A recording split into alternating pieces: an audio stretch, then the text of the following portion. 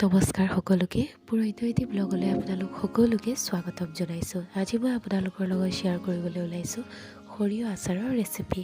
প্ৰথমতে সৰিয়হখিনি মিক্সিত ভালদৰে গুড়ি কৰি ল'ম আৰু সেই অনুপাতে নেমু সৰু সৰুকৈ কাটি ল'ম আৰু নেমুৰ ৰসখিনি সৰিয়হখিনিৰ লগত ভালদৰে মিহলাই ল'ম আৰু তাৰ ওপৰত মই আগতীয়াকৈ গুচাই ৰখা নহৰু আৰু লগতে সৰু সৰুকৈ কাটি ৰখা জলকীয়াখিনি মিক্স কৰি দিম।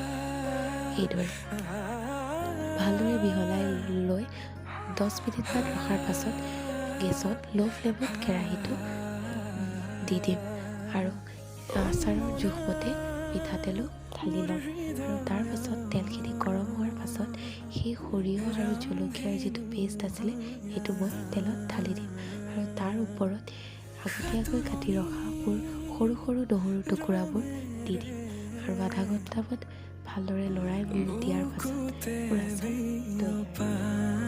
আৰু খাবলৈ কিন্তু বহুত সোৱাদ লাগিল। আপোনালোকেও ট্ৰাই কৰি চাব।